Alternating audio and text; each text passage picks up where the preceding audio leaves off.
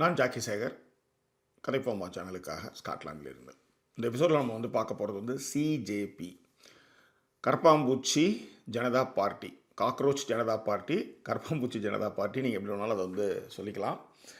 So இந்த CJP பற்றி நீங்கள் நிறைய பேசணும் ஜாக்கி அப்படின்ட்டு நிறைய பேர் நம்மளுடைய நேயர்கள் கேட்டுக்கிட்டீங்க. ஆனால் இன்றைக்கி சிஜேபி, காக்ரோச் ஜனதா பார்ட்டியினுடைய கூட்டம் ஜந்தர் மந்தர் டெல்லியில் நடந்துகிட்டு இருக்கு. ஸோ இது குறித்தான ஒரு விரிவான ஒரு பார்வையை நம்ம பார்க்க போகிறோம். அதற்கு முன்பாக இந்த தளத்தை இதுவரை சப்ஸ்கிரைப் பண்ணாதவங்க சப்ஸ்கிரைப் பண்ணுங்கள், லைக் கமெண்ட் ஷேர் பண்ணுங்கள். ஸோ விரிவான ஒரு பார்வைக்கு ஸ்டேட் வித் அஸ். மக்களுக்கான போராட்டம் அப்படின்றது ரொம்ப குறைவாயிடுச்சு. முன்னாடிலாம் 1980களில் 70களில் மிகப்பெரிய போராட்டங்கள் நடந்துக்கிட்டு இருந்துச்சு. ஆனால் இந்த 2000லிருந்து பார்த்திங்கன்னா உலகளாவிய பொருளாதார மாற்றம், இணையம் இணைத்த விஷயம், இதெல்லாம் பார்க்கும்போது நிறைய தொழில்நுட்பம் வளர்ந்த அதே நேரத்தில் வேலைவாய்ப்புகள் உருவாகிச்சு. இந்த வேலைவாய்ப்புகள் உருவாக்குறதுனால மக்கள் கையில் பொருளாதாரம், அதாவது பணப்புழக்கம் நிறையா ஆக ஆரம்பிச்சுது. அவங்கவுங்களும் ஒரு லைஃப் செட்டில்டு, ஒரு விதமான தொழிலை தேர்ந்தெடுத்து அவங்கவுங்க வேலையில் போகும்பொழுது, அதாவது ஒரு ரொட்டேஷன்ஸ், அதாவது இப்போ எப்படி சொல்கிறதுன்னா, இப்போ நான் சென்னையில் இருக்கிறேன், இப்போ இங்கே இருக்கிறேன்னா ஊரில் இருக்கவங்க சொல்லுவாங்க, நீ மாறிட்ட, என்னை நீ மறந்துட்ட, இந்த வீட்டிலே தான் சுற்றிட்டு இருந்த, இந்த தெருவில் தான் சுற்றிட்டு இருந்த, என் கூட தான் நீ படத்துக்கெல்லாம் போயிட்டு இருந்த, இப்போ நீ திடீர்னு மாறிட்ட அப்படின்னு சென்னையிலையோ இல்லை வெளிநாடுகளிலே வேலை செய்கிறவங்கள பார்த்துட்டு உங்களுடைய உறவினர்கள் கேட்கலாம். அவளுக்கு கேட்குறதுக்கு காரணம் என்னென்னா ரொம்ப சிம்பிள். மாதம் வாடகை, கரண்ட்டு பில்லு, தண்ணி பில்லு, அதுக்கப்புறம் குழந்தையோட ஸ்கூல் ஃபீஸு, பெட்ரோல், இந்த மாதிரியான விஷயங்களில் நீங்கள் சென்னையில் நீங்கள் களத்தில் இறங்கி நீங்கள் வேலை பார்த்தே ஆகன்ற ஒரு சுச்சுவேஷனில் நீங்கள் ஊருக்கு போகிறதே ரொம்ப கல்யாணம் காட்சி, அதே மாதிரி ஒரு 2 நாள் போயிட்டு திரும்ப உடனே கிளம்பி வர மாதிரியான சிக்கல்களை தான் நம்ம எல்லாருமே சந்திச்சிருப்போம். ஆனால் பார்க்குறவங்களாம் என்ன சொல்லுவாங்கன்னா, நீ மாறிட்ட, நீ பழசு மாதிரி இல்லை அப்படின்வாங்க. நான் அதுதான் உதாரணமாக எப்படி சொல்லுவேன்னா, சர்க்கஸில் அந்த பைக் ஓட்டுற கூடாரம் ஒன்று இருக்கும், கூண்டு மாதிரி, அது உள்ளார ஹெல்மெட்லாம் போட்டுட்டு இறக்கி விட்ருவாங்க. இறக்கி விட்டு ஃபஸ்ட்டு இப்படி சுற்றி, அதுக்கப்புறம் இப்படி சுற்றும், அப்புறம் இப்படி சுற்றிக்கிட்டே தான் இருப்பாங்க. நீங்கள் நடுவில் வண்டியை பிரேக் அடிச்சுட்டு நீங்கள் ரெஸ்ட் எடுக்கிறதோ மற்ற விஷயங்களோ பண்ணவே முடியாது. ஒன்ஸ் நீங்கள் ஏறிட்டிங்கன்னா அவ்வளோதான், சுற்றிக்கிட்டே தான் இருப்பீங்க. இப்படியான ஒரு சிச்சுவேஷன் தான் சென்னையில் இருக்கிறவங்க, வெளிநாடுகளில் இருக்கிறவங்க எல்லாருமே. காரணம் என்னென்னா, உங்களுக்கு நிறைய கமிட்மெண்ட்டு, அந்த கமிட்மெண்ட்டுக்கு ஏற்ற மாதிரி நீங்கள் உழைச்சாகணும். போராட்டமோ மற்ற விஷயங்களோ யாருமே ஈடுபடவே மாட்டாங்க. ஏன்னா அன்றைக்கி வேலையில்லாத திண்டாட்டங்கள் நிறைய இருந்தது. நீங்கள் பேசும் படம்லாம் பார்க்கும்போது பார்த்தீங்கன்னா அதில் வேலையில்லாத திண்டாட்டம் பெருசாக இருக்குது. சத்யா படம் வந்த போதும் வேலையில்லாத திண்டாட்டம் இருந்தது. பாலைவன சோலைகள் வரும்போதும் வேலையில்லாத திண்டாட்டங்கள் இருந்தது. ஆனால் 2000க்கு பிறகு என்ன, நரசிம்மராவ் மன்மோகன் சிங் அவர்களுடைய அதாவது வெளிநாட்டு கொள்கை, பொருளாதார கொள்கையெல்லாம் மாற்றி அமைச்சு, ஏன்னா ஒரு காலகட்டத்தில் நீங்கள் ஒரு ஸ்கூட்டர் வாங்கினா கூட, வண்டி வாங்கினா கூட புக் பண்ணிவிட்டு உட்காந்துருக்கிற ஒரு காலகட்டம் அப்படியே மாற்றமடைந்து எல்லோருடைய வாழ்க்கையிலையும் முன்னேற்றங்கள் இருந்தது, இதில் மாற்றமே கிடையாது. ஆனால் என்னென்னா, போராட்டத்திற்கான, நாட்டை பற்றி யோசிக்கிறதுக்கான அந்த விஷயங்கள் நம்ம கவனம் செலுத்த தவறிட்டோம். அது மட்டும் கிடையாது, நம்மளுடைய அரசியலையும் பேச மறந்துட்டோம். அதனுடைய நீட்சி தான் இன்றைக்கி தமிழகத்தில் தமிழக வெற்றி கழகம் விஜய் அவர்கள் ஆட்சி அமைச்சிருக்கிறாரு. ஒரு 5 வருடமாக எல்லா துறைகளிலும் வளர்ச்சி அடைஞ்ச திராவிட மாடல் திமுக அரசு தோல்வி அடைஞ்சிருக்கு. இப்போ இந்த போராட்டம், இதற்கான வாழ்க்கை மாற்றம், இந்த மாதிரியான கமிட்மெண்ட்டில் நம்ம எல்லாருமே ஓடுறதுனால போராட்டத்தினுடைய பக்கம் நம்ம போனதே கிடையாது. ஆனால் ரொம்ப நாளுக்கு அப்புறம், அதாவது நான் சொல்ல வர்றது ரொம்ப வருடங்களுக்கு பிறகு ஒரு போராட்டம் அப்படின்னா, தன்னெழுச்சியான போராட்டம்னா 2017 ஜல்லிக்கட்டு போராட்டம் சென்னையில் நடந்தது.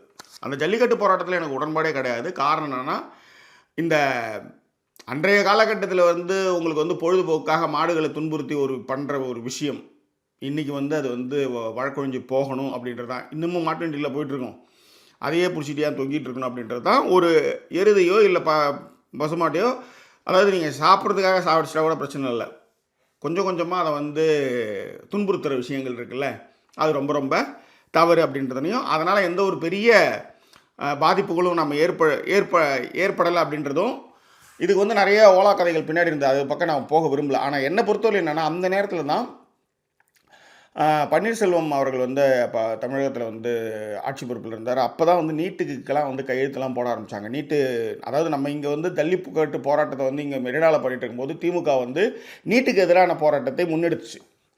ஆனால் இந்த ஜல்லிக்கட்டு போராட்டத்தினுடைய சத்தத்தில் நீட்டுக்கு எதிர்ப்பையோ நீட்டினுடைய பிரச்சனையும் யாருமே காது கொடுத்து கேட்கல.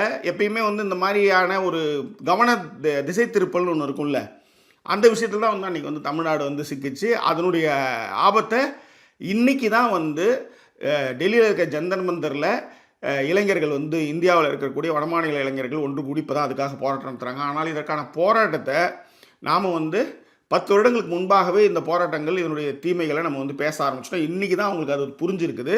அனிதா இறந்தபொழுது இன்னும் நீட்டினுடைய கோரத்தாண்டவம் எல்லாருக்குமே நம்மளுக்கு தெரிய ஆரம்பிச்சிது. நீட்டுக்கு எதிரான போராட்டங்களை நம்ம வந்து பண்ணோம். நீட்டுக்கு எதிரான மசோதாக்களையும் சட்டமன்றத்தில் நிறைவேற்றி நம்ம வச்சுருக்கும்போது ஆளுநர் ரவி அவர்கள் வந்து அது கிடப்பில் போட்டதுலேருந்து நிறைய விஷயங்களை பண்ணார். ஆனால் இந்த விஷயங்களையோ இந்த அரசியல் பின்புலங்களையோ தெரியாத தற்கொலைகள் வந்து கிக்கி பிக்கி பண்ணிட்டு இருப்பாங்கன்னு வச்சுக்கோங்களேன். நீட்டை நீங்கள் ஒழிச்சிட்டிங்களான்ட்டு. இந்த நீட்டை ஒழிச்சிட்டிங்களா அப்படின்றதுக்கான விஷயங்கள் தான் இது வந்து பல்லாயிரம் கோடி வந்து பிஸ்னஸ் ஆகக்கூடிய ஒரு விஷயம். ஒரு டாக்டர் சீட்டுக்கு வந்து 10,000 கோடி பிஸ்னஸ் ஆகக்கூடிய ஒரு விஷயம்.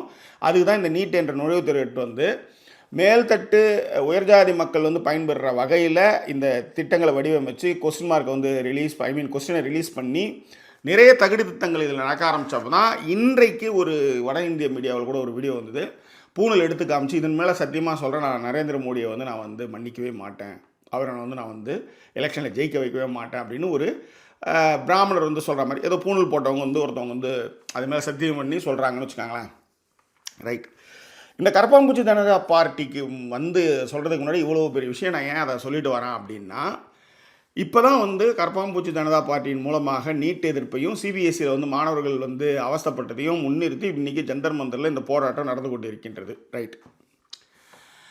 இப்போ ஜல்லிக்கட்டு ஒரு விஷயம் சொல்லும்போது இங்கே நீட்டு வந்து பரவாயில்ல வந்து போச்சுன்னு வச்சுக்கோங்களேன். அதனால் ஒரு விஷயம் இந்த பக்கம் ஒரு பக்கம் ஒரு விஷயம் நடந்துக்கிட்டே இருக்கும்பொழுது பார்த்திங்கன்னா அந்த பக்கம் வேறு ஒரு பெரிய விஷயம் நம்ம கைமீறி போயிட்டுருக்கோம். அதுதான் வந்து இன்றைக்கு ஒரு கடந்த 15-20 ஆண்டுகால அரசியலில் இப்படி தான் வந்து மாறிட்டு இருக்கு. நம்ம வேற ஒரு விஷயத்துக்காக நம்மளை வந்து போராட்டத்தை தூண்டி விட்டு இந்த பக்கம் கண்ணுக்கு தெரியாமல் ஒரு விஷயம் நடக்கும். இப்போ கூட ஃபஸ்ட் அப்படின்னு ஒரு படம் இங்கிலாந்தில் நான் அந்த படம் பார்த்தேன். அதில் என்னென்னா ஒரு ட்ரைனேஜ் தோண்டிகிட்டு இருப்பாங்க. திடீர்னு பார்த்தா அந்த ட்ரைனேஜில் அந்த செகண்ட் வேர்ல்டு வாரில் போட்ட ஒரு பாம் ஒன்று ரோட்டில் கிடக்கும்.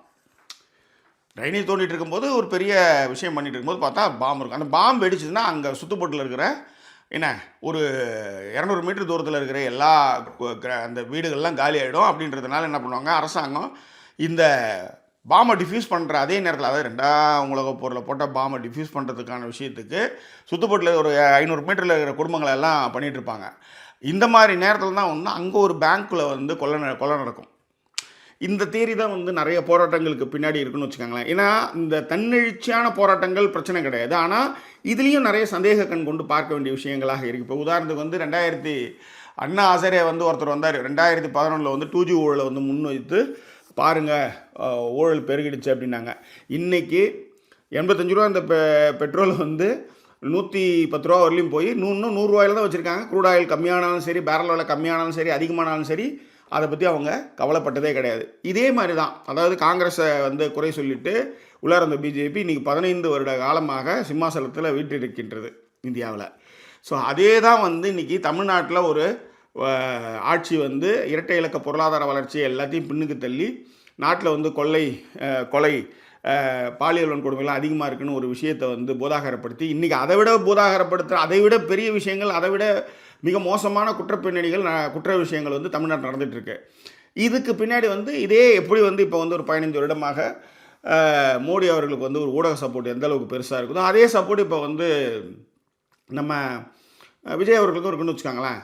ஸோ அதனால் வந்து அவருக்கு வந்து இன்னும் ஒரு 10-15 வருஷத்துக்கு பிரச்சனையே கிடையாது. இதை எதிர்த்து அரசியல் செய்கிறது ரொம்ப பெரிய விஷயம். இதை எதிர்த்து அரசியல் செஞ்ச ராகுல் காந்தி எல்லா இடத்துலையுமே தோற்றுக்கிட்டு வந்தார். இன்னொன்று அவருடைய அந்த மெச்சூரிட்டி வந்து தமிழ்நாட்டிலே வந்து உங்கள் கூடயே நின்று உங்களுக்காக எல்லா இடத்துலையும் நின்றவங்களே வந்து நட்டாற்றில் கழட்டி விடுற மாதிரியான ஒரு ஆளாக இருக்கும்பொழுது பிஜேபி எதிர்ப்பதற்கான சாத்தியக்கூறுகளே இல்லாத ஒரு நிலை தான் இன்றைக்கி வந்து இந்தியாவில் இருக்குதுன்னும் பொழுது தான் இந்த கரப்பாம்பூச்சி ஜனதா பார்ட்டி தலையெடுக்கின்றது. ரைட். நான் ஏற்கனவே சொன்ன மாதிரி 2017 ஜல்லிக்கட்டு ஒரு தன்னெழுச்சியான ஒரு போராட்டம் தான். ஆனால் இந்த போராட்டத்துக்கு பின்னாடி, அதாவது வாட்ஸ்அப் யூனிவர்சிட்டியுடைய வளர்ச்சி தான் ஜல்லிக்கட்டு போராட்டம்னு நான் சொல்லுவேன்னு வச்சுக்கோங்களேன். அடுத்தது பார்த்தீங்கன்னா, ஆனால் நீங்கள் வந்து ஒரு மேம்பட்ட சமூகம், ஒரு புத்திசாலியான பகுத்தறிவு கொண்ட சமூகம் எதுக்கு போராடி இருக்கணும்னா நீட் எக்ஸாமுக்கு தான் நீங்கள் போராடி இருக்கணும். ஆனால் நம்ம வந்து ஜல்லிக்கட்டை வந்து நம்ம வந்து போராடிட்டு இருந்தோம்னு வச்சுக்கோங்க. என்ன அந்த இடத்துல கூட நான் வந்து சொன்னேன்னா, இன்றைக்காவது அதாவது தமிழ்நாட்டில் மிகப்பெரிய போராட்டங்கள் எதுவுமே இல்லாத நேரத்தில் ஜெயலலிதா ஆட்சி காலத்தில் ஏகப்பட்ட விஷயங்கள் என்னது சட்டத்துக்கு புறமா நிறைய விஷயங்கள், அதனால தான் அவங்க A1 குற்றவாளி ஆனாங்கன்னு வச்சுக்கோங்க. அந்த நேரத்தில் கூட வந்து ஒரு மிகப்பெரிய போராட்டம் தமிழ்நாட்டில் நடக்கவே இல்லை. அப்படி இருக்கும்போது தமிழ்நாட்டில் அஇஅதிமுக ஆட்சி காலத்தில் வந்து இந்த போராட்டம் நடந்தது வந்து நிச்சயமாக நான் வரவேற்கிறேன்னு சொல்லியிருந்தேன். இதில் எனக்கு உடன்பாடு இல்லைனாலும் வரவேற்கிறேன்றதை நான் அன்றைக்கே வந்து பதிவு பண்ணியிருந்தேன். ரைட். இப்போ இந்த கரப்பாம்பூச்சி ஜனதா பார்ட்டி வரும். இந்த கரப்பாம்பூச்சி ஜனதா பார்ட்டி வந்து இப்போ எப்படி வந்து அவர் வந்து அண்ணாதுரை 2011 வந்து இந்தியா அகேன்ஸ்ட் கரப்ஷன்ஸ் அப்படின்னு வந்து பண்ணாரோ, அதில் கூட விஜய் கூட போய் கலந்துட்டு வந்தார்னு வச்சுக்கோங்களேன். இந்த விஷயங்கள் வந்து தொடர்ந்து ஒன்று நடந்துக்கிட்டே இருக்கும். அதாவது என்னைக்கு காந்தி அவர்கள் வந்து இங்கே சுடப்பட்டு மண்ணில் சாய்ந்தாரோ அன்னையிலேருந்து ஆர்எஸ்எஸ்னுடைய அந்த அஜெண்டா வந்து நாங்கள் இந்து ராஷ்டிரமாக இந்த ஊரை வந்து மாற்றோம் அப்படின்றது தான். அதற்கு பல்வேறு விதமான வகையில் வந்து அதுக்கு வந்து என்ன சொல்கிறது, நம்மளை வந்து மேனிப்புலேட் பண்ணுற மாதிரியான விஷயங்கள் நிறையா அவங்க பண்ணுவாங்க. அதை வந்து திராவிட இயக்கம் தான் அதை வந்து மிக தெளிவாக தோல்விச்சு வந்துகிட்டே இருந்தது. எனக்கு தெரிஞ்சு சவுத்தில் நீங்கள் மட்டும்தான் பெரிய குறைச்சலாக இருக்கீங்க, இருங்க உங்களை வீட்டில் உட்கார வைக்கிறேன் அப்படின்றத மாதிரியான ஒரு மேனிப்புலேஷன் தான் இங்கே பண்ணாங்க. இப்போ அந்த மேனிப்புலேஷனில் திரும்பவும் திமுக வந்து அந்த இடத்துக்கு வந்துடக்கூடாது அப்படின்றதுக்காக தான் இப்போ அண்ணாமலை இறக்கி கட்சி ஆரம்பித்து பாருங்கள் பேய்க்கும் பேயும் சண்டை தான் அப்படின்ற மாதிரி வந்து அண்ணாமலைக்கும் விஜய்க்குமான ஒரு போட்டியாகவே பண்ணாங்க. ஆனால் ரெண்டு பேருமே யாருன்னா ஆர்எஸ்எஸ்னுடைய வரப்பு பிள்ளைகளாக தான் இருப்பாங்க. எப்படி இருந்தாலும் நம்மளுக்கு நல்லாவே தெரியுது. அண்ணாமலை என்ன பண்ணார், நாம் அழற மாதிரி அழறா, நீ தடவை கொடுக்குற மாதிரி தடவை கொடு, டக்குன்னு பாஜக கட்சியிலேருந்து வந்து இதை பற்றி நம்ம வந்து கொஞ்சம் விரிவாக பேசுவோம், வேறு வீடியோவில் பேசுவோம். என்ன விஷயம்னா ரொம்ப சிம்பிள். இந்த ஜனதா அதாவது காக்ரோச் ஜனதா பார்ட்டி அது எப்படி உருவாச்சு அப்படின்றத பேசிடுவோம். மே 15 ஒரு வழக்கு விசாரணையின் போது நம்ம நாட்டினுடைய தலைமை நீதிபதி சூரியகாந்த் என்ன பண்ணுறாரு அப்படின்றன்னா, ஒரு விஷயம் சொல்கிறார். இந்த மாதிரி வந்து இந்த இன்ஸ்டாகிராம் சமூக வலைதளங்கள் இங்கெல்லாம் வந்து வேலை வெட்டி போகாதவங்களாம் வந்து உட்காந்துக்கிட்டு இருக்கிறாங்க, அவங்களுக்கு வந்து வேல்யூவே தெரிய மாட்டுது. அதாவது என்னென்னா நீட்டு இந்த மாதிரியான விஷயங்கள்லாம் அவங்க வந்து ஏதாவது ஒரு விஷயங்கள் பேசினா கூட வந்து சமூக வலைதளங்கள் வந்து கருத்து சொல்லிகிட்டு இருக்காங்க. இவங்களாம் வந்து பாராசைட் மாதிரி, இவங்களுக்கு வந்து என்ன வேலை வெட்டி இல்லாமல் இருக்கிறனால தான் இந்த மாதிரி ஒரு ஊடக சொகுசும் அவங்களுக்கு ஊடக பார்வைகளும் இருக்கிறதுனால, அதாவது சோஷியல் மீடியாலாம் இருக்கிறதுனால இவங்க அந்த மாதிரி ஒரு கருத்து சொல்லிட்டு இருக்கவங்களாம் பார்த்தீங்கன்னா வேலைக்கு போகாத வெண்ணலிங்கம் அப்படின்ற மாதிரி ஒரு விஷயத்த சொன்னார். இது சொன்ன அடுத்த நாள் மே 16 30 வயசு அவருக்கு, அபிஷேக் திப்கே அவர் பேர். அவர் வந்து பப்ளிக் ரிலேஷன்ஸ் கோர்ஸ் வந்து பாஸ்டன் அமெரிக்காவில் படிக்கிறார் அவர்.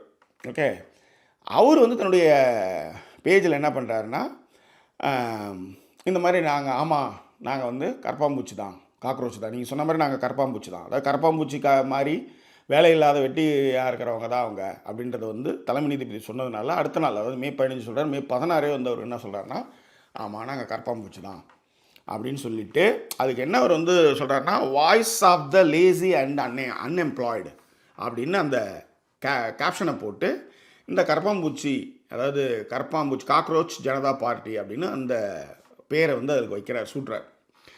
இங்கே தான் வந்து ஒரு பெரிய ட்விஸ்ட் நடந்துருச்சு. அப்படி என்னென்னா 5 நாளில் பார்த்தீங்கன்னா ஒரு 2 கோடி பேர் அதில் வந்து சேர்றாங்க. மீன்வைல் இந்த 2 கோடி பேர் அதாவது 20 மில்லியன் பேர் வந்து அந்த சிஜேபி அதாவது காக்ரோச் ஜனதா பார்ட்டிக்கு வந்து சேர்ந்ததுக்கான காரணம்னா, அப்போ தான் நீட் எக்ஸாம் வந்து கொஸ்டின் பேப்பர் வந்து ரிலீஸ் ஆகி அந்த எக்ஸாமே வந்து நாங்கள் வந்து திரும்பவும் வைக்கிறோம் அப்படின்னு சொன்னது தான் இதனுடைய ஆரம்ப புள்ளி. ஸோ இந்த நீட்டுடைய கொஸ்டின் பேப்பர் லீக்கில் வந்து தர்மேந்திர பிரதான் அதாவது கல்வி அமைச்சர் தர்மேந்திர பிரதான், ஒன்றிய அரசினுடைய கல்வி அமைச்சர் தர்மேந்திர பிரதானை பதவி விலகணும் அப்படின்னு சொல்லி முதல் வந்து கூக்குரல்கள் எழ ஆரம்பிக்கவும் இந்த காக்ரோச் பார்ட்டி வந்து பேஜை வந்து அப்லோட் பண்ணவும் எல்லாரும் அதில் போய் வந்து சேர ஆரம்பித்தாங்க. இது நடந்துகிட்டு இருக்கும்போதே தான் வந்து சிபிஎஸ்ஸுடைய ரிசல்ட் வருது. அது வந்து ஒரு 13 வந்து 19 வந்து அதுக்கான ரீவேல்யூஷன் போகும்போது தான் சிபிஎஸ்சியில் நிறைய குழப்பங்கள், அதை நம்ம வந்து கதைப்போம் போல் கூட நம்ம நிறைய வீடியோ போட்டிருக்கோம்.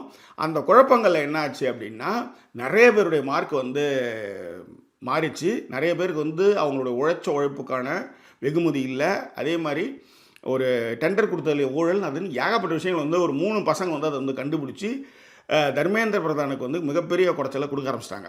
மீன்வாயில் இந்த சிபிஎஸ்சியில் தான் வந்து பார்த்திங்கன்னா 21 நினைக்கிறேன், 21 பேருக்கு மேலே வந்து சூசைட் பண்ணிக்கிட்டாங்க அந்த சிபிஎஸ்சியில் மார்க் கம்மியாக வந்த பசங்க.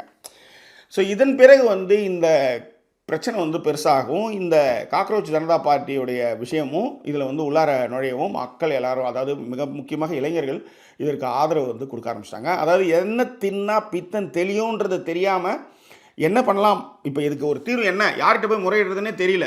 அப்படி இருக்கும் பொழுது தான் இந்த கரப்பாம்பூச்சி ஜனதா பார்ட்டியினுடைய வெப்சைட் வரவும் அதில் எல்லோரும் போய் சேர ஆரம்பித்தாங்க. இதில் மிகப்பெரிய என்ன சொல்கிறது கான்ட்ரவர்சிலாம் போயிட்டு இருந்தது. ஓகேவா?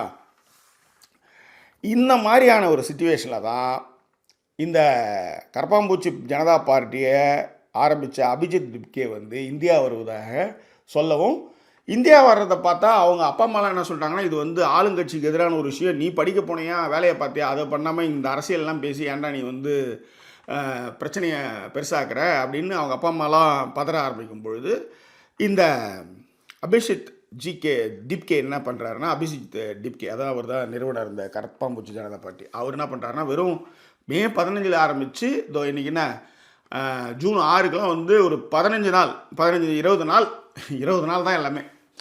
இந்த 20 நாளில் வந்து பார்த்திங்கன்னா, இங்கே 25 நாளில் இங்கே ஏகப்பட்ட வன்முறைகள் அதெல்லாம் போயிட்டுருக்கு. இங்கே ஒரு 20 நாள் தான் ஏறக்குறைய அந்த காக்ரோச் ஜனதா பார்ட்டி ஆரம்பித்து அதனுடைய நிறுவனர் அபிஜித் டிப்கே இன்றைக்கி டெல்லிக்கு வந்திருக்கார். பொதுவாக பிஜேபியை எதிர்ப்பவர்கள் நிறைய பத்திரிகையாளர்கள் நிறைய பேர் வந்து அவங்க வந்து பெரிய கான்ஸ்பிரசிக்கெலாம் அதுக்கு பின்னாடி போயிட்டுருக்கு. கௌரி லங்கேஷ்லேருந்து நிறைய பேரை சொல்லலாம். பட் இந்த மாதிரியான சிச்சுவேஷனில் இவர் வந்து இந்தியாவுக்கு வரார் அப்படின்னும் பொழுது நிறைய கான்ஸ்பிரசி தியரி இல்லை, அதில் அவங்க அப்பா அம்மா பயந்தது இந்த மாதிரி விஷயம்லாம் நடந்துகிட்டு இருக்கும்போது இன்றைக்கி காலையில் வந்து அவர் வந்து இந்தியா வந்து பார்லிமெண்ட் ரோட்டில் இருக்கிற போலீஸ் ஸ்டேஷனில் போய் பர்மிஷன் வாங்குறாங்க. பொதுவாக இந்த இடத்துல வந்து பர்மிஷன் கொடுக்க மாட்டாங்க இல்லையா, ஏன்னா ஆட்சிக்கும் அதில் முக்கியமாக கல்வி அமைச்சருக்கு எதிரான ஒரு போராட்டத்தை மாணவர்கள் முன்னெடுக்கிறாங்கன்னும் போது இதுக்கு வந்து கொடுத்துருக்க மாட்டாங்க இல்லையா. ஆனால் இப்போ பர்மிஷன் கொடுத்துருக்காங்க. அதாவது 10 to 5 வந்து நீங்கள் வந்து போராடலாம் அமைதியான முறையில்னு சொல்லியிருக்காங்க. இவங்களும் வந்து அமைதியான முறையில் நாங்கள் போராடுறோம் அப்படின்னு அபிஜித்தும் வாக்கு கொடுத்துட்டு இன்றைக்கி ஜந்தர் மந்தரில் இந்த போராட்டம் நடைபெற்று கொண்டிருக்குது. பெரிய அளவில் பாதுகாப்பு ஏற்பாடுகளை டெல்லி அரசு வந்து செஞ்சுருக்குது. ஏன்னா மாணவர்கள் வந்து எப்படி வேணாலும் இந்த போராட்டம் வந்து மாறும் அப்படின்றதும், 2017 நடந்த ஜல்லிக்கட்டு போராட்டம் எந்த ஒரு அசம்பாவிதமும் இல்லாமல் மிக சரியாகவே நடந்தாலும் கூட கடைசியில் அந்த போராட்டம் வந்து எந்த பக்கம் எப்படி முடிக்கிறதுன்னு தெரியாமல் என்ன பண்ணாங்கன்னா, கடலில் போய் நின்று போராட்டம் பண்ணாங்க. அதன் பிறகு வந்து நம்ம தீலாம் வச்சு போலீஸ் வந்து தீ வச்ச விஷயங்கள் எல்லாமே அப்போ வந்து பரபரப்பாக பேசப்பட்டது. அது வீடியோக்கள்லாம் கூட வெளியாச்சு. அது ஸோ அந்த போராட்டம் அது அப்படி தான் முடிஞ்சுது. அதே மாதிரி இப்போ இந்த போராட்டத்திலையும் தன்னெழுச்சியாக வந்து மாணவர்கள் வந்து ஒன்று சேர்ந்திருக்கிறார்கள், போராடுகிறார்கள். இது ஈவினிங் என்ன ஆகும் அப்படின்றது நம்மளுக்கு இன்னும் தெரியல. ஆனால் இந்த போராட்டம் தன்னெழுச்சியாக உருவாக்கியிருக்கிறது அப்படிங்கும்போது இந்த இடத்துல நம்ம என்ன சொல்கிறோன்னா, இந்த மாதிரி போராட்டங்கள் வந்து நடுவில் வந்து என்னன்னா நிறைய அரசியல்வாதிகள் உள்ளார புகுந்து அதை கிரெடிட்டை திருடிக்கிறது மட்டும் இல்லாமல் அதை நீர்த்து போக செய்வதும் அதில் வந்து விலைக்கு வாங்கப்படுறதும் நிறைய நடக்குன்னு வச்சுக்கோங்களேன். இப்போ இந்த 20 நாளில் ஒரு கட்சி ஒரு விஷயம் ஒன்று ஆரம்பித்து அதுக்கு இவ்வளோ பேர் ஒன்றா சேர்ந்து டக்குன்னு ஜந்தர் மந்தர் வரலையும் போகும்பொழுது இங்கே ஏற்கனவே வந்து விஜய் அவர்களை முன்னிறுத்தி அதன் பிறகு வந்து டிஎம்கேன்னு ஒரு கட்சி 75 ஆண்டு கால கட்சி ஒன்றுமே இல்லைன்றதை வந்து மக்கள் மத்தியில் நிறுவி டக்குன்னு இங்கே அண்ணாமலையை வந்து பதவியை வந்து ராஜினாமா பண்ணி பிஜேபியிலேருந்து ராஜினாமா பண்ணி அவர் வந்து டக்குன்னு ஒரு கட்சியை நாங்கள் ஆரம்பிக்கும் பொழுது இப்போ வந்து நானும் டிவிக்கு மட்டும்தான் இங்கே வந்து பெருசு அப்படின்னும் டிஎம்கேலாம் இங்கே ஒன்றுமே இல்லை அப்படின்ற மாதிரி இந்த ஸ்கிரிப்டை வந்து அவங்க எடுத்துகிட்டு போகிற மாதிரி தான் எனக்கு ஒரு ஃபீல் இருக்குது. ஓகே, பரவாயில்ல, இது வந்து இப்படி தான் போகும். இதை திமுக அதை எப்படி எதிர்கொள்ள போகுது அப்படின்றதெல்லாம் வேறு விஷயம். ஆனால் இந்த கட்டமைப்பு இருக்கு இல்லையா, இந்த கதை சொல்கிற விஷயம் இருக்குல்ல, மக்கள் நம்ப வைக்கிறதுக்கான மேனிப்புலேஷன்ஸ் இருக்குல்ல, இந்த மேனிப்புலேட்டிவ் வந்து மிக சூப்பராக வந்து பிஜேபி போடணும். ஓகே, அதில் அண்ணா சாரா போனார் இந்த 15 வருஷத்தில் எங்கேயாவது நீங்கள் பார்த்துருக்கீங்களா? 25 வருஷம் 2011 15 வருஷம். இந்த 15 வருஷத்தில் அவரை எங்கேயாவது நீங்கள் பார்த்தீங்களா? எதுக்காவது அவர் வந்து ஒரு குரல் கொடுத்தாரா? விவசாயிகள் போராட்டத்திலேருந்து ஏகப்பட்ட விஷயங்கள் நடந்து போச்சு. அதாவது ஓட் ஷோர் அப்படின்றத வந்து ராகுல் காந்தி படம் வரைஞ்சி பாகமே குறிச்சிட்டார். அப்படி இருந்தும் அவர் எங்கே போனார்? அவர் வந்து ஒரு இந்தியன் சோஷியல் ஆக்டிவிஸ்ட்டு. எங்கே போனார் அவர்? அதே தான் இப்போ இந்த பையன் வந்திருக்கான். ஆனால் என்னென்னா இந்த அபிஜித் டிப்கே அதாவது ஏர்போர்ட்லேருந்து வெளியே வரும்போதே அண்ணல் அம்பேத்கருடைய புகைப்படத்தை தாங்கி தான் வந்தாப்பில், நான் வந்து என்னுடைய பாதுகாப்பை வந்து இந்திய அரசியலமைப்பு சட்டத்துக்கிட்டே நான் வந்து சரண்டர் பண்ணுறேன், என்னுடைய பாதுகாப்பை வந்து இந்திய அரசியலமைப்பு சட்டத்துக்கிட்டே நான் விடுறேன் அப்படின்னு அபிஜித் டிப்கே வந்து சொல்லியிருக்காரு. ஓகேவா? ஸோ இப்போ இந்த இடத்துல தான் வந்து நம்மளுக்கு வந்து இந்த 20 நாள்ன்றது கொஞ்சம் இடிக்கிற மாதிரி இருக்குது. அது மட்டும் கிடையாது, டக்குன்னு வந்து பர்மிஷன் கேட்டால் கொடுத்துட்றாங்க.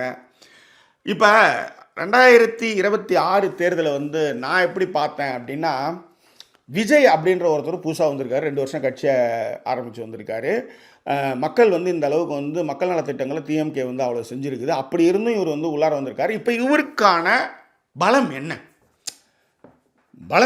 அப்படின்னும்போது அவரோட ஒரு பலத்தை நிரூபிக்கிறாரு. அப்போ நிரூபிக்கும் பொழுது தான் நாம் அரசியல்படுத்த தவறிட்டோம். அதுவும் எதிர்கால சந்ததியினர், வருங்கால தலைமுறையினரை வந்து நம்ம வந்து அரசியல்படுத்த தவறிட்டோன்றது ஒரு விஷயம் தெரியுது இல்லையா? இப்போ இதே விஷயந்தான் வந்து இப்போ இந்த காக்ரோச் ஜனதா பார்ட்டிக்கும் வந்து ஆளும் கவர்மெண்ட்டான பிஜேபி அதையும் நினச்சி பார்க்கல. இவங்களுடைய பலம் என்ன, எவ்வளோ பேர் வராங்க, எவ்வளோ பெரிய மக்கள் வந்து இதுக்காக கூடுறாங்க. இப்போ இதெல்லாம் முன்னிறுத்தி தான் அவங்க வந்து காயனா கற்றுவாங்க. இல்லை அபிஜித் டிப்கேவை கூட வந்து இந்நேரம் விலைக்கு வாங்கி அவர் வந்து இவங்களுடைய பி டீமாகவும் இருக்கலாம். இந்த அரசியலில் நான் எதையுமே நம்புறதாக இல்லை. ஆனால் இந்த அரசியலில் எவ்வளோ வாக்குறுதிகளை கொடுத்துட்டு இன்றைக்கி வந்து அதிமுகவில் பாதி பேர் பனையூரில் கேட்டு தரதுக்காக காத்துட்ருக்காங்க ஜாயின் பண்ணுறதுக்கு. ஆனால் உதயநிதி ஸ்டாலின் அவர்கள் ராயப்பேட்டை பொதுக்கூட்டத்தில் பேசும்போது சொன்னார், நாங்கள் என்றைக்காவது வந்து கூவத்தூர் மாதிரி நாங்கள் எங்கள் எம்எல்ஏவை வந்து எங்கேயாவது அடைச்சி வச்சுருக்கோமா, ஏதாவது ரெசார்ட் புக் பண்ணி கொடுத்துருக்கோமா. இன்றைக்கி கூட முன்னாள் முதல்வர் மு.க. ஸ்டாலின் அவர்கள் சொன்னார், கொள்கை கோட்பாடுகளோடு இருக்கவங்க தான் திமுககாரன், அவங்க எதுக்கும் வந்து அஞ்ச மாட்டாங்க, யாருக்கிட்டையும் விலை போக மாட்டாங்க, யாருக்கு கூட்டாலும் போக மாட்டாங்க அப்படின்றது நீங்கள் சொன்னார். அதுதான் உண்மை. அதனால் கொள்கை கோட்பாடுகளோடு இருக்கக்கூடிய ஒரு சில தவறுகள் எல்லா கட்சியிலும் இருக்கிற மாதிரி திமுகவும் இருக்குது, அதை நான் இல்லைன்னு சொல்ல வரல. ஆனால் ஓவராலாக நீங்கள் பார்க்கும்போது மற்ற கட்சிகளை விட அவங்க பெட்டர். பட் இதை விட பெட்டராக யாராவது வரும்போது திமுக விட்டு அதை அந்த கட்சியை ஆதரிக்கிறதுல எந்த ஒரு மாற்றமோ இல்லை எந்த ஒரு தடைகளோ எனக்கு இல்லை அப்படின்றத இங்கே நான் சொல்லக்கூடும். ஆனால் வர்றதெல்லாம் இதை விட மோசமாகத்தான் வந்துட்டு இருந்தோசரம், இதை விட ஒரு பெட்டரான ஒரு விஷயம் கிடையாது. அது வரப்போகும்போது இல்லை அப்படின்றது தான் நிதர்சனமான உண்மைன்னு வச்சுக்கோங்களேன். ஸோ இந்த கரப்பாம்பூச்சி ஜனதா பார்ட்டியை பற்றி நம்ம நிறைய பேசணும் சொல்லும்போது வந்ததுமே நம்ம வந்து ஃபயர் விடுறதை எப்பயுமே நிறுத்தணும். முதல்ல அதற்கான நேரங்களை கொடுப்போம். இப்போ 2 வருஷம் ஆனார், இப்போ விஜய் வந்தார். நம்ம என்றைக்குமே அவர் வந்து நம்ம பெருசாக விமர்சிச்சதே இல்லை. எலெக்ஷனுக்கு வரும்போது தான் அவர் வந்து பேசுகிறத வச்சு தான் அவர் வந்து நம்ம விமர்சித்தோம். இப்போ ஆட்சிக்கு வந்துட்டார், இப்போ அவருடைய குறைநிறைகளை பற்றி பேசிகிட்டு இருக்கோம். ஓகேவா? ஸோ அதுதான் நம்மளுடைய நிலைப்பாடக்கோசரம் உடனே வந்ததுமே வந்து அது வந்து பொங்கல் வைக்கிறது வந்து அண்ணாசிரை வந்து அதுக்கு உதாரணம். ஓகேவா? ஸோ நீட்டு எதிர்ப்பில் வந்து திமுக வந்து மும்முரமாக ஈடுபட்டிருக்கும் போது ஜல்லிக்கட்டுன்ற ஒரு விஷயத்துக்கு வந்து மடைமாற்றப்பட்டு அந்த பக்கம் போச்சுன்னு வச்சுக்கோங்களேன். இதுக்கு பின்னாடி நிறைய விஷயங்கள் வந்து இருக்குது. இந்த மாதிரி விஷயங்களில் அப்போ வந்து நம்ம வந்து கொஞ்சம் ஜாக்கிரதையாகவும் ரொம்ப என்ன சொல்கிறது யோசித்து பகுத்தறிந்து தான் ஒரு விஷயத்தை வந்து ஆதரிக்கிறதா எதிர்க்கிறதா அப்படின்றத நம்ம வந்து பேச முடியும் அப்படின்னு வச்சுக்கோங்களேன். இப்போ உதாரணத்துக்கு அண்ணா ஹசாரே மூலமாக தான் அரவிந்த் கெஜ்ரிவால்லாம் வந்தார். பட்டு கிரண்பேடிலாம் என்ன ஆனாங்க, அதுதான் மேடம். ஏன் அரவிந்த் கெஜ்ரிவாலே வந்து அவங்களுக்கு பி டீம்ன்ற மாதிரி தான் சொல்கிற மாதிரி சில இடங்கள் அவருடைய நிலைப்பாடு சில விஷயங்கள்லாம் இருதுன்னு வச்சுக்காங்களேன். பட் இருந்தால் அவத்துக்குள்ளார வச்சாங்க. இங்கே எப்படின்னா நான் உன் ஆளா அப்படின்னு இருக்கும் பொழுது நான் உன் மேலே நிறைய விமர்சனங்கள்லாம் பண்ணுவேன். நீயும் நான் வந்து அடிக்கிற மாதிரி அடிக்கிறேன், நீ அழற மாதிரி அழு அப்படின்றது தான் இங்கே பேசிக்கான ஒரு விஷயம்னு வச்சுக்காங்களேன். ஏன் சார் கரப்பாம்பூச்சி ஜனதா பார்ட்டி வந்து அறிஞர் அண்ணா அப்படிலாம் வந்தாங்கல்ல, அந்த மாதிரி தானே அதுவும் அங்கே தான் நீங்கள் வந்து யோசிக்கணும். அதாவது 1949 அப்போ வந்து திமுக கழகத்தினுடைய கட்சியை வந்து ஆரம்பிக்கிறாங்க. அதன் பிறகு அது வந்து பொறுமையாக அரசியலை பேசி மக்களிடம் பேசி ஃபஸ்ட்டு வந்து ஒரு 15 எம்எல்ஏ ஜெயிக்கிறாங்க, அப்புறம் ஒரு 50, அதன் பிறகு ஆட்சியை பிடிக்கிறாங்க.